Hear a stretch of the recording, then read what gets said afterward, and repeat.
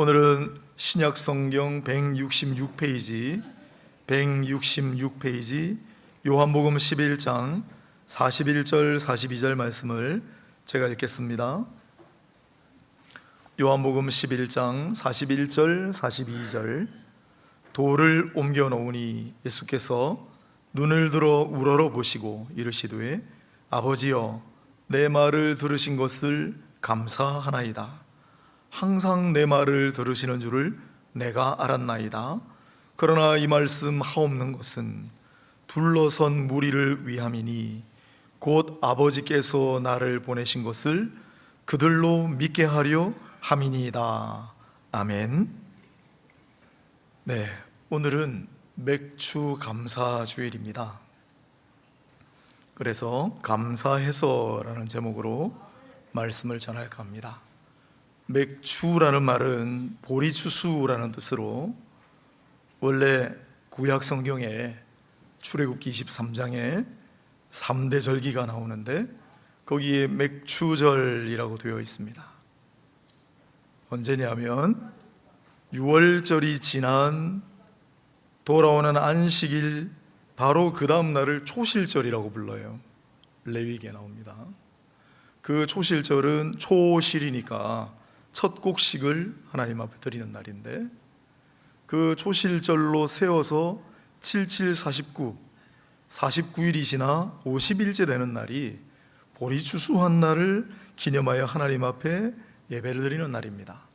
그래서 이 날을 77절이라고 하기도 하고 오순절이라고 하기도 하는데, 보리추수니까 맥주절로 처음에는 등장하죠. 하반기에도 수장절이라고 하는 절기가 있습니다. 거두어서 저장한다.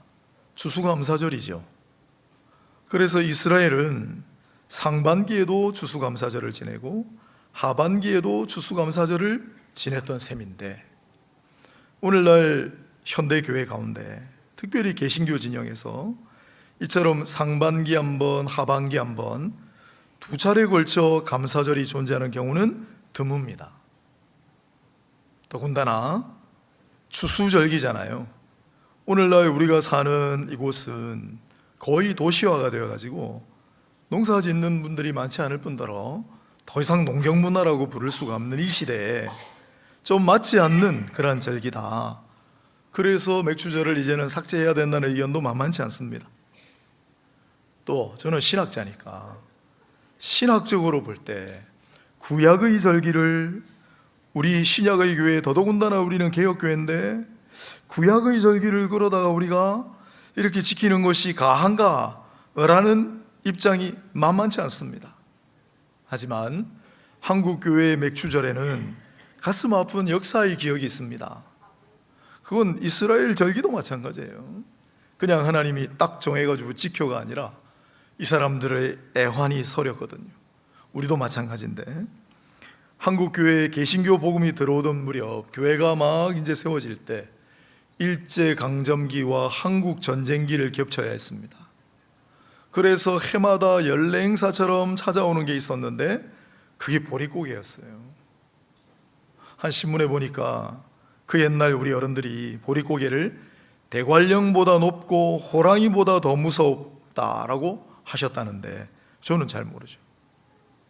문헌에 읽어서 아는데 대부분 풀뿌리와 솔잎과 소나무 껍질이라도 먹고 쌀아기를 나물의 묽은 죽에 띄워 먹으며 연명을 했는데, 그나마 이것마저 제대로 먹지 못하는 많은 사람들이 결국 이 고갯마루를 넘지 못하고 하늘길을 떠났다고 하니 참으로 가슴 아픈 우리 역사의 애환이 있습니다. 그리고 6월에 보리추수가 이제 찾아와요. 그래서 이 보리추수를 하고 난 다음에 7월 첫 주에 우리 맥주감사주의를 하잖아요. 이 맥주감사절은 그때 드리는, 하나님께 드리는 헌금은 남은 자들을 살리는 생명줄을 주신 걸 너무 감사해서 목숨값처럼 드린 헌금이었습니다. 보리를 거두어서 성미를 바쳤잖아요. 목회자 가정이 대부분 그 보리 성미로 목숨을 이어갔습니다. 이런 역사적인 의미가 있기 때문에 우리가 이 맥주 감사절을 언제까지 지킬지는 모르겠으나 지키는 동안에는 그 마음, 우린 이제 농경 문화가 더 이상 아니잖아요. 의미가 퇴색될 수밖에 없지만 감사하는 마음은 똑같지 않습니까? 우리를 살려주신 은혜, 우리의 목숨줄을 이어가게 하신 은혜. 그래서 우리 옛 신앙의 선배님들은 맥주 감사 헌금을 드린 거예요. 우리도 반년 동안 하나님 은혜로 살지 않았습니까? 우리의 생명줄을 이어주신 게 하나님 아니십니까? 그 마음은 다를 바가 없다고 생각합니다. 오늘 맥주 감사주의를 맞아 그런 마음으로 하나님 앞에 나아가시기를 바랍니다. 이 구약의 맥주 감사든 한국의 맥주 감사든 이와 같이 너무 감사해서 일어난 반응 혹은 너무 감사해서 취한 행동이라고 하겠습니다. 어디서 비롯되었는가? 그건 전부 예수님을 찾아야죠. 이런 감사를 예수님도 당연히 보여주셨습니다. 언젠가 한번 예수님의 감사라는 제목으로 맥주 감사주일인지 주수 감사주일인지 설교를 한 것 같은데, 예수님의 감사, 여러분 어떻습니까? 예수님은 늘 감사하며 사셨겠죠. 하지만 예수님의 감사라는 말이 성경에 몇 번 안 나옵니다. 늘 감사하셨지만 입을 통해서 감사라는 말을 많이 안 하셨을 수도 있고 기록을 3번만 했을 수도 있는데 그만큼 귀한 고백이 예수님의 감사고, 첫 번째는 하나님 이 비밀을 똑똑한 채 하는 자들이 아니라 어린 아이들에게 알려주셔서 감사합니다, 그게 나와요. 그런데 그 감사하고 오늘 본문에 볼 감사하고는 단어가 다르기 때문에 더 중요한 단어는 오늘 본문에 나온 단어. 그래서 오늘 본문하고 누가복음하고 예수님의 감사를 다시 봅니다. 순서상으로 일어난 순서상으로 요한복음 11장이 먼저라 오늘 본문을 먼저 살핍니다. 41절을 보겠습니다. 돌을 옮겨 놓으니 예수께서 눈을 들어보시고 이르시되 아버지여 내 말을 들으신 것을 감사하나이다. 감사하나이다. 유카리스토 단어 나오잖아요. 예수님이 감사합니다 라고 공개적으로 하신 말씀이 기록되어 있는 본문입니다. 너무나 잘 아는 얘기예요. 돌을 옮겨 놓으니 무슨 돌입니까? 나사로라고 하는 사람이 죽어서 그 나사로라고 하는 사람이 굴에 장사가 되었는데 그 굴 입구를 막고 있는 돌입니다. 죽은 지 나흘째가 되어서 사람들이 가까이 가지 못하겠습니다. 이제 안 좋은 냄새가 날지도 모릅니다. 그런데 예수께서는 그 돌 무덤으로 가셔서 사람들에게 돌을 옮기라 말씀하세요. 그리고는 내 말을 들으신 것을 감사합니다 라고 고백하시는 거예요. 내 말을 들으신 것을 감사합니다.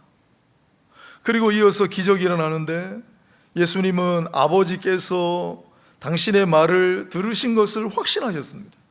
그래서 감사 먼저 하시잖아요. 그런 다음에 잘 아시는 본문이죠. 43절 이 말씀을 하시고 큰 소리로 나사로야 나오라 그러시니 죽은 지 나흘째 되었다는 나사로가 44절에 생생한 묘사가 있습니다. 죽은 자가 수족을 배로 동인 채로 나오는데 그 얼굴은 수건에 쌓였더라. 예수께서 이르시되 풀어놓아 다니게 하라 하시니라. 사람들이 깜짝 놀랐겠지만은 예수님의 말씀을 따라 칭칭 동여맨 배와 수건을 다 풀어놓아 죽었던 나사로가 멀쩡히 살아서 돌아다니는 그러한 장면입니다. 그래서 예수님의 감사는 기적을 낳습니다 라고 우리가 많이 배웠습니다. 하지만 오늘 우리가 함께 묵상할 내용은 예수께서 감사하셔서 기적이 일어났다는 내용이 아니고 그토록 예수께서 감사하신 후에 그 이후에 일어난 일은 무엇인가입니다. 예수님은 늘 감사하셨겠지만은 오늘 본문에 내 말을 들으신 것을 감사합니다. 과거형이에요. 하지만 늘 내 말을 들으시는 줄을 내가 압니다. 아버지께서는 늘 내 말을 들으십니다를 항상 감사하셨겠죠. 그런데 오늘 본문에 감사합니다 라고 하시고 너무 감사하셔서 기적이 일어났고 그 다음에는 어떻게 하셨을까요? 더 감사하셨겠죠? 그 다음 무슨 일이 있었습니까? 요한복음 12장 12절에 보시면 그 이튿날에는 명절에 온 큰 무리가 예수께서 예루살렘으로 오신다는 것을 듣고 예수님은 유월절 명절을 앞두고 예루살렘을 향해 가셨습니다. 감사가 넘쳐서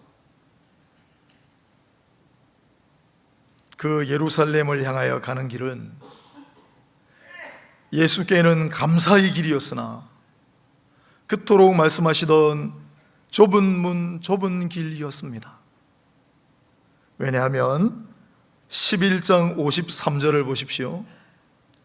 나사로를 살렸다는 이야기가 퍼져나가자 53절 이날부터는 그들이 예수를 죽이려고 모여하니라.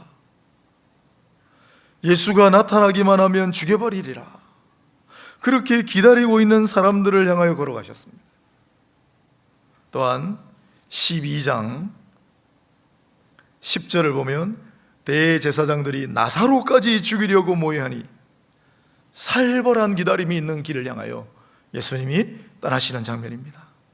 예수님 다 아시죠?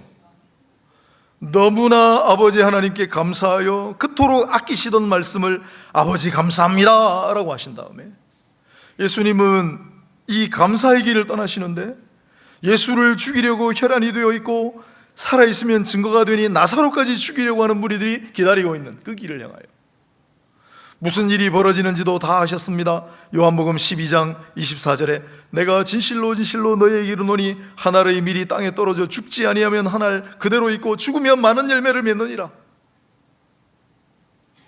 땅에 떨어져 죽어야 많은 열매를 맺는 그것이 바로 자기의 길이라는 걸 아셨어요. 32절에도 내가 땅에서 들리면 모든 사람을 내게로 이끌겠노라. 어떻게 미랄이 되어 죽을 것인가? 들려서 죽을 것이다. 십자가에 매달려 죽을 것이라는 사실도 다 알고 계셨습니다. 그런데도 뚜벅뚜벅 그 길을 향하여 한 걸음 한 걸음 나아가시는 것이 바로 예수님의 감사의 길이었다는 거예요.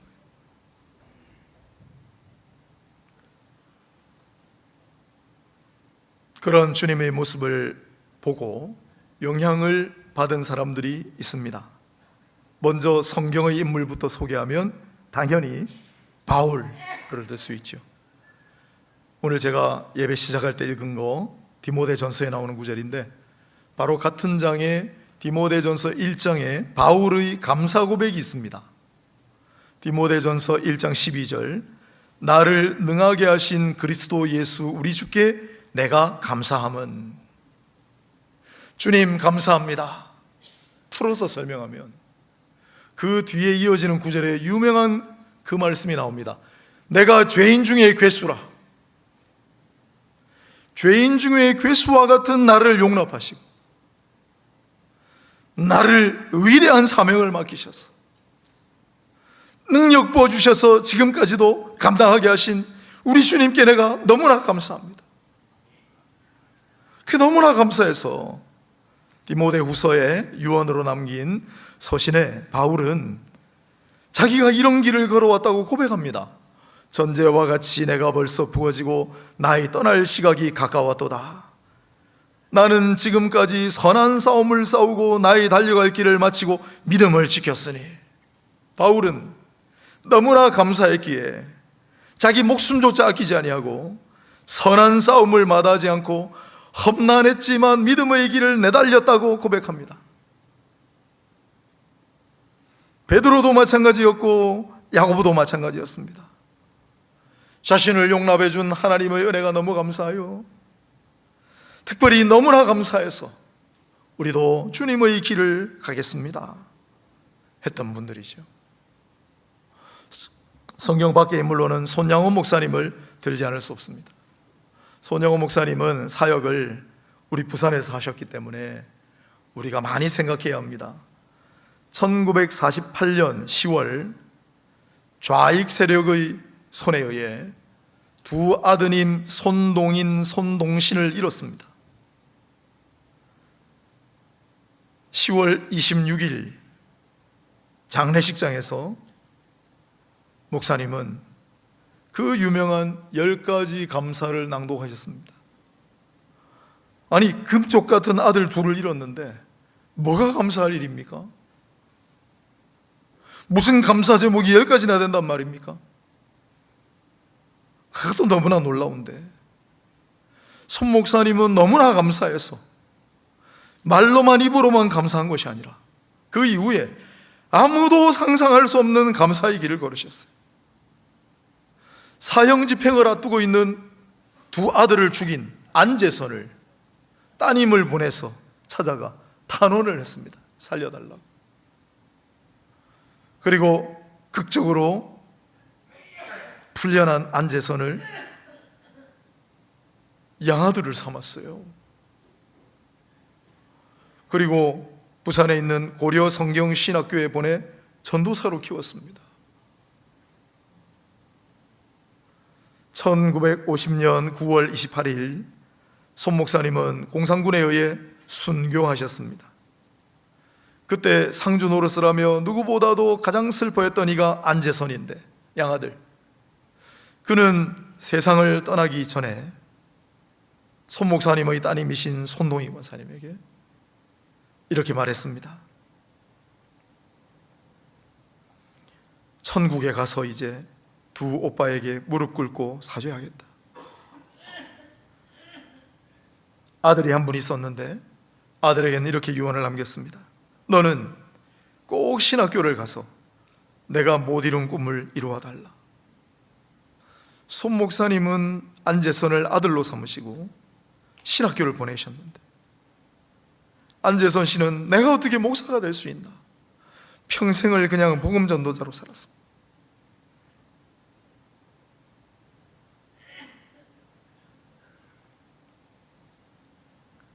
그래서 아들에게 내가 못 다 이룬 꿈을 너가 이루어달라. 그래서 그 아들이 목사가 됐어요.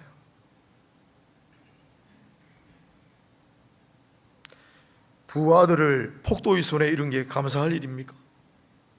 뭐가 감사하다고 10가지 기도 제목이나 낭독을 해요? 그런데 그냥 감사가 아니었어요.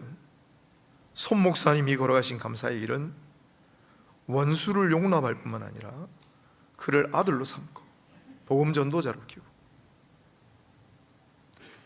아무도 생각하지 못한 감사의 길을 걸으신 거죠. 그게 우리 주님의 길이었습니다. 여러분은 감사하십니까? 하나님께 감사합니까? 그렇다면 어떤 감사의 길을 걷고 계십니까? 말로만, 입으로만 감사한다고 그렇게 살고 있지는 않습니까? 더 감사할 일이 넘치게 해주세요. 그런 길을 걸어오진 않았습니까? 예수께서 감사합니다라는 말을 참 아끼시다가 마지막 가시기 전에 다 하셨어요. 그 다음에 예수님이 감사합니다라고 한 대목이 나오는데, 오늘 본문 11장 42절과 관련이 있습니다. 42절을 한번 보십시오. 항상 내 말을 들으시는 줄을 내가 알았나이다. 그러나 이 말씀하옵는 것은 둘러선 무리를 위함이니 곧 아버지께서 나를 보내신 것을 그들로 믿게 하려 함이니이다. 예수님이 왜 아버지께 감사합니다라고 자주 안 하셨나? 말하지 않아도 다 아세요. 아버지는 아들이 말하지 않아도 다 아십니다. 감사하는 마음을. 아들도 아버지의 마음을 알고 아버지도 아들의 마음을 알고. 무슨 말이 필요합니까? 그런데 왜 나사로가 죽었을 때, 그리고 이 마지막 장면에서 감사합니다, 감사합니다를 거듭 말씀하시죠? 지금까지도 아끼셨는데. 그 이유가 42절에 나와요. 내 말을 항상 들으신 줄 내가 압니다. 그러나 푸득불 이 말씀을 하는 것은 둘러선 무리를 위한 것입니다. 아버지께서 나를 보내셨고 나는 아버지께로 보냄을 받았기 때문에 나를 통하여 아버지를 믿게 하기. 그래서 내가 이 말을 합니다. 감사합니다. 같은 취지로 마지막 날 밤에 얼마 후에 제자들과 마지막 만찬을 잡수다가 그때 예수님께서 감사합니다, 똑같은 단어를 유카리스타스 두 번이나 하십니다. 누가복음 22장 17절 19절에 잘 나오는 말씀이에요. 같이 제자들하고 마지막 만찬을 잡수시면서 먼저는 잔을 나누어 주시면서 감사기도 하시고 이 잔을 받으라. 또한 떡을 나누어 주시면서 감사기도 하시고 이 떡을 받으라. 또한 잔을 나누어 주시고 감사기도 하셨어요. 왜 그때는 감사합니다를 이렇게 연거푸 하셨을까요? 아버지는 다 아세요. 그 제자들 들으라고. 아버지 감사합니다. 아버지 감사합니다. 그러고 어떻게 하셨어요? 이 떡을 먹으라. 이것은 너희를 위하여 주는 내 몸이니라. 감사기도 하시고 이 잔을 받으라.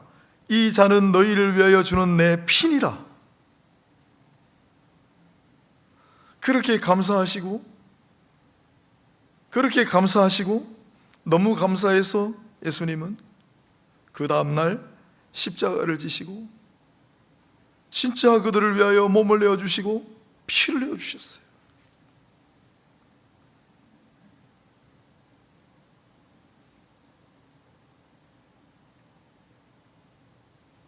예수님은 너무 감사해서 기꺼이 감사의 길, 좁은 문 좁은 길을 마다하지 않으셨을 뿐만 아니라 너무 감사해서 아버지 감사합니다, 그래서 내 몸과 내 피를 기꺼이 드립니다, 다 내주셨던 거죠.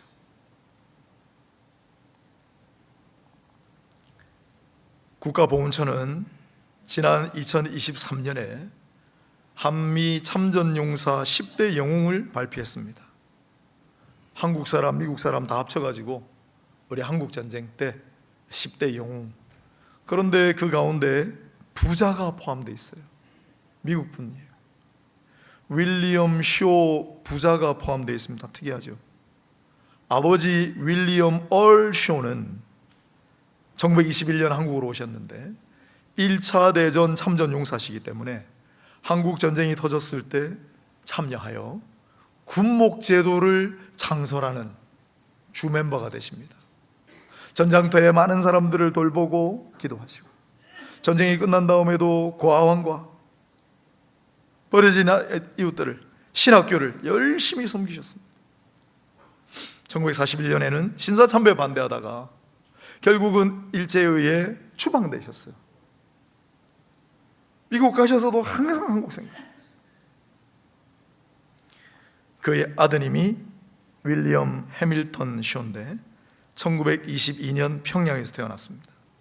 이 땅에서 자랐어요. 나이가 차서 고국으로 돌아가 공부를 했습니다.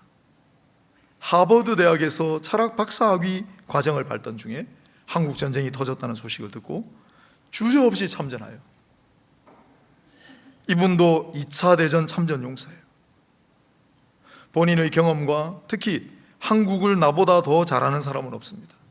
그래서 맥아더 장군을 도와서 인천 상륙 작전을 수행하고 서울 수복 작전에 누구보다도 앞장서 내가 서울을 잘 압니다. 서울 탈환 작전의 선발대로 활동하다가 매복된 북한군의 총에 맞아 전사했습니다. 그가 한국으로 돌아올 때 아버지에게 쓴 편지에 이렇게 해놨어요. 한국은 나의 조국입니다. 한국민이 전쟁 속에서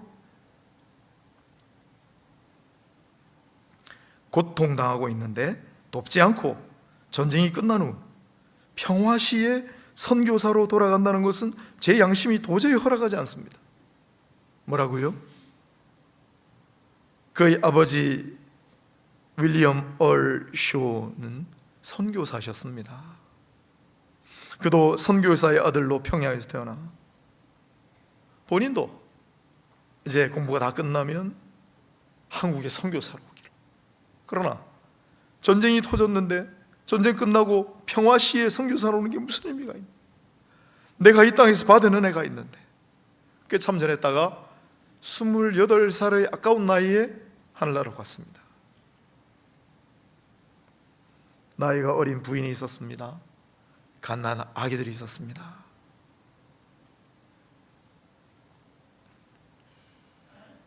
아들이 죽고 난 다음에도 선교사님, 아버지 선교사님은 오랫동안 한국에 남아 계셨어요. 다시 돌아오셨거든요. 주방 나갈 다음에 1961년까지 이 땅에서 몸이 움직이는 한 섬기고 또 헌신하시다가 다시 이제 귀국하셔서 하늘나라 가셨죠. 그리고 놀랍게도 남겨진 그의 부인도 한국으로 와서 많은 사역을, 교수로 고아원을 돌보고 버려진 사람들을 돌보다가 갔습니다.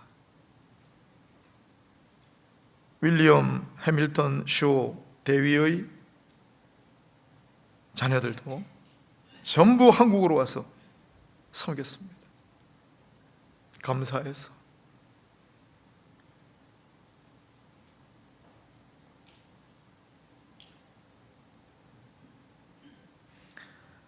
가신 분이니까 그 아버지는 정말 전도 유망한, 앞길이 창창한 금쪽 같은 하나밖에 없는 아들이었는데 그 아들이 한국 전쟁에 참전해서 얼마 살지도 못하고 하늘나라 갔는데 뭐가 감사합니까?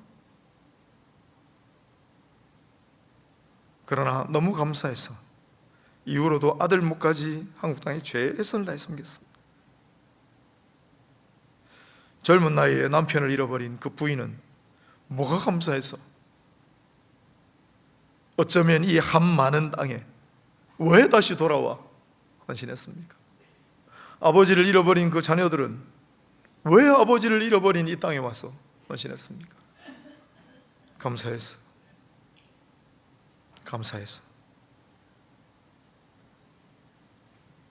우리 주님의 감사는 우리의 감사와 비슷하다고 생각하시겠지만, 그러나 감사하셔서 감사의 길을 가셨고 너무 감사하시기 때문에 당신의 모든 것을 다 내주셨어요. 그를 따르고 같은 길을 가고자 하는 사람들도 많이 있었습니다. 제가 여쭤볼게요. 여러분 감사하십니까? 하나님께 감사합니까? 뭘 드리겠습니까? 어떤 감사의 삶을 살기를 원하십니까? 오늘 맥주감사주일입니다. 맥주감사주일도 비슷합니다. 저는 오래전에 보릿고개가 있을 때 맥주감사주일 이날은 하나님 앞에 참 감사하여 헌물을 드리고 했지만 눈물바다가 되었을 거라고 생각합니다. 왜요? 이번 보릿고개를 넘지 못하고 내 어린 것이 하늘나라로 갔을 가능성이 있습니다.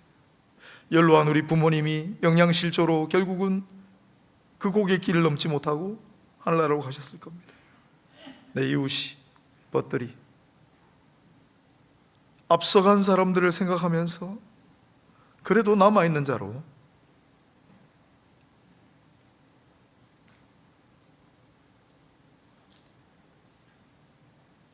감사했어요.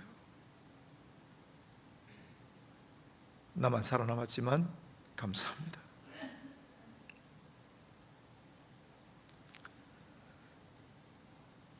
오늘 맥주감사주의를 맞아 사실 맥주감사주의를 계속 지내야 되느냐 말아야 되느냐 앞으로도 계속 논란이 있겠지만, 그러나 여기에 담겨있는 이 마음만은 잊지 마시고 오늘 우리가 함께 묵상했던 감사의 길, 감사의 삶 살아가시기를 바랍니다. 기도하겠습니다. 하나님, 오늘 맥주감사주의를 맞아 여러 가지 묵상합니다. 주님의 모습을 봅니다. 바울과 손영원 목사님과 아무 연고도 없는 이곳에 또한 뼈를 묻은 우리 윌리엄 쇼 선교사님 부자와 그 이야기들을 함께 생각합니다. 우리에게도 하나님 베풀으신 은혜가 차고도 넘치는데 우리는 감사하면서 어떤 감사의 길을 왔습니까? 앞으로 우리는 어떤 감사의 길을 가겠습니까? 우리는 어떤 감사의 삶을 살아왔습니까? 어떤 감사를 주님께 바쳤습니까? 생각하며 나아가는 우리 모두가 되게 하옵소서.